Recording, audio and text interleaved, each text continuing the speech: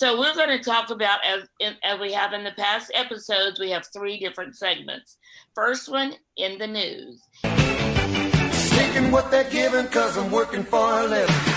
And today, Dr. Schein is going to talk about the DNC convention, which has been in the news for some time, and about the lies told by Barack and Michelle Obama. Well, thank you, Sandy. And it was particularly interesting and especially ingenuous to have the 2 big rock stars, because it sure wasn't Biden's appearance last week at the convention, but it seemed that the biggest news stories were Michelle Obama earlier in the week, and then Barack Obama, kind of midweek toward the end of the program. And it was fascinating to me because, as you know, the media went apoplectic when there were pictures of children being restrained in cages, a very horrible looking picture, and it evaporated from the news almost as quickly as it appeared when someone realized, because of the dates on the photos, that this was during Obama-Biden administration. It was not during the Trump administration that these pictures of children in cages at border retention centers were made. And so it seemed to me that the issue had been resolved.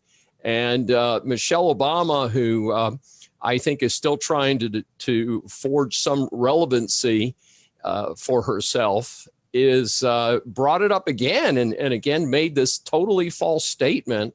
Now, it is true that Trump has limited traffic across the border, which is related to reducing drug trafficking. Drugs are a very serious problem in the United States, so reducing drug trafficking is actually a good thing.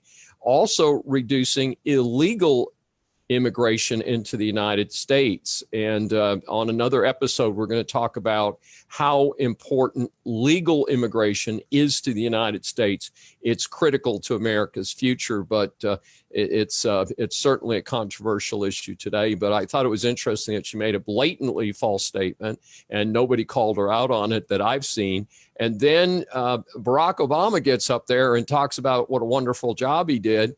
And let me just remind our viewers that in his 8-year administration, this was not a 2 or 4 year administration, it was 8-year administration.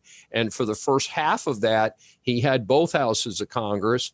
For the next 2 years, he had just the House.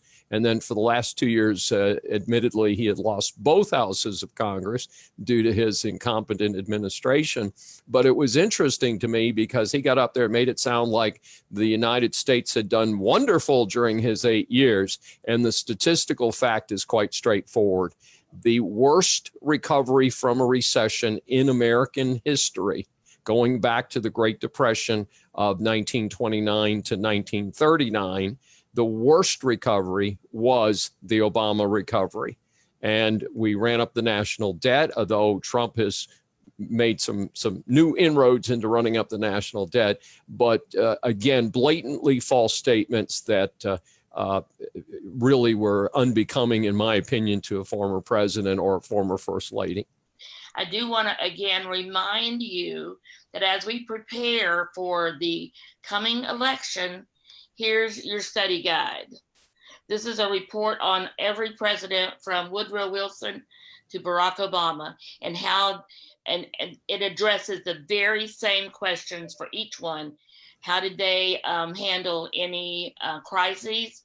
How about the debt for them? So look through it, get this book. It's available on Amazon as an ebook or a print book. So, and if you want an autographed copy of it, you can contact me in the comments and I'll be happy to get one for you. So, not free, but I'll get you one. So if you want to pay for an autographed copy, I'll get it. But get it, whatever, however, whenever, get it now so that you can start preparing for some of the facts that have taken place in the past. And we all know the saying that unless we look at history and study history, we're doomed to repeat history. So look at that and see who you believe is the most eligible person running for office in this November election, which will be coming up in a couple of months. I do want to say that next week, David will be talking about the impact of COVID-19 on education, particularly higher education. David is in higher education. He is a professor at the University of St. Thomas here in Houston, Texas. So I can't wait to hear. Although some of the things we have seen, this is in the news, the impact of COVID-19 on education. And then he's also, of course, going to be giving us a report on the Republican convention, which is going on this week. So that'll be very interesting. Join us again next week. We were a little bit off on our time today. Next week will be 2 p.m. Central Time. Join us right here for a Facebook Live. So David, thank you very much. I think this is going to get a lot of attraction as we go closer and closer to the election. And then afterwards, we'll have to talk about the fallout from the election and what happened. So we have lots to talk about for quite a while. So no question. Thank you very much. So join us again next week for Saving America with Dr. David Schein.